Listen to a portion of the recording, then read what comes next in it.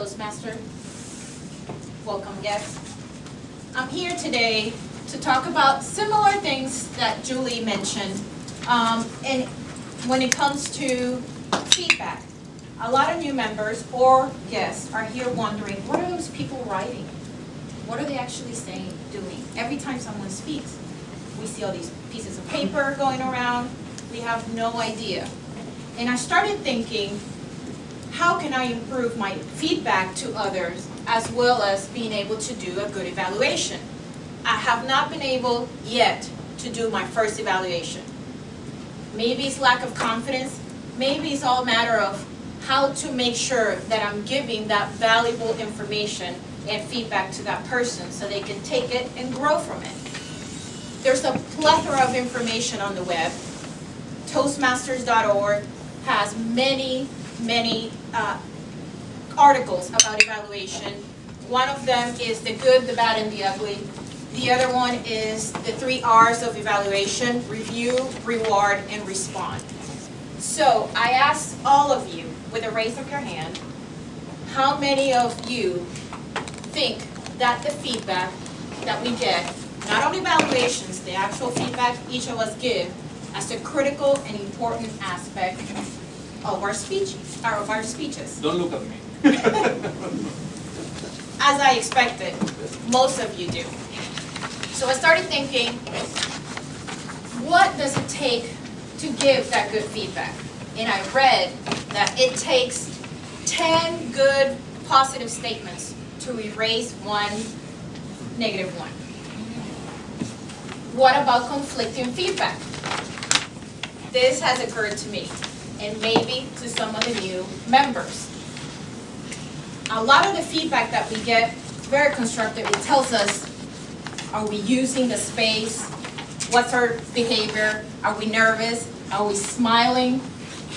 Or staying serious because we want to concentrate? Are we clasping our hands to not show that level of discomfort?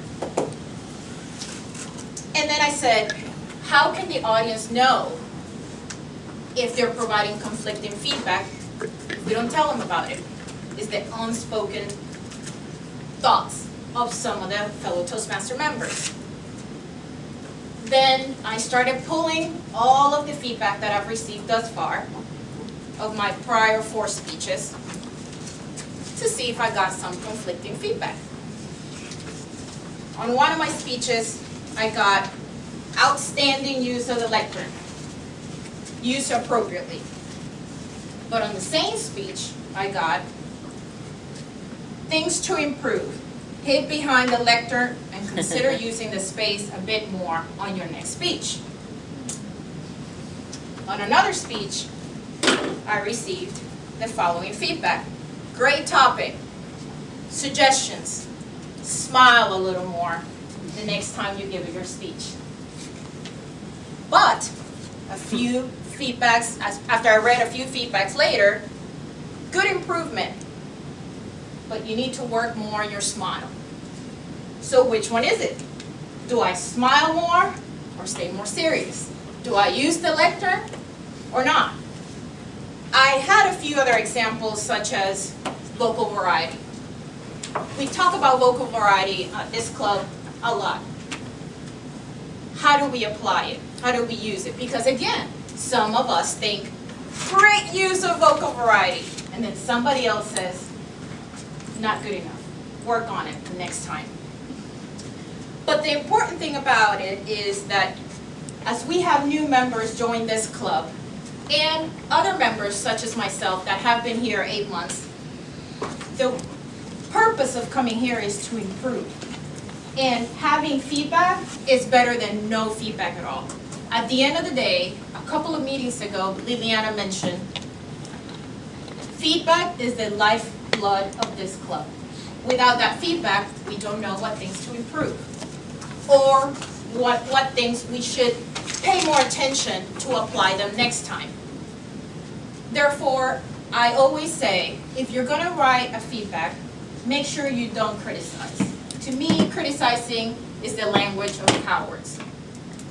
Think about what you're writing. Take it seriously. At the end of the day, you're learning from your feedback, and the person who's receiving that feedback is also learning from what you're saying, paying close attention.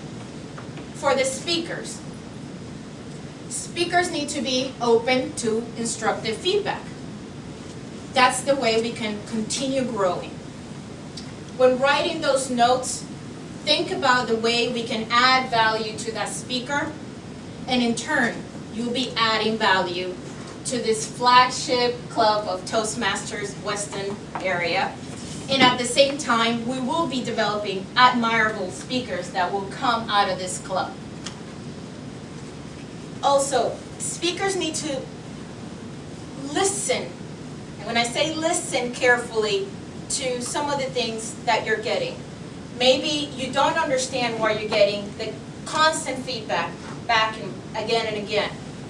Try to apply it. Maybe it works next time. Maybe you do disagree, but maybe you will find that in the end, it will make you a better public speaker. To close it all off, I just want to say, for those receiving the feedback, don't get discouraged. And I do encourage, for those giving the feedback, to take the job seriously. If you have time before coming to the meeting and the agenda is released on time, look at the speech number and against the project number in the manual to make sure that you're giving feedback towards the goal of that project that day. Whether it is body language, whether it is vocal variety, visuals, that way you can connect the two. I'm not saying it's going to happen all the time, but it may happen, and you may be able to give someone that exact feedback that they need to improve towards their next speech. Be positive and receptive.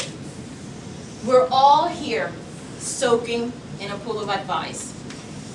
And this club will allow us to fulfill that constant thirst of self-improvement if we're able to accept that feedback and apply it. Go with your gut feeling where you see it appropriately. Mr. Toast.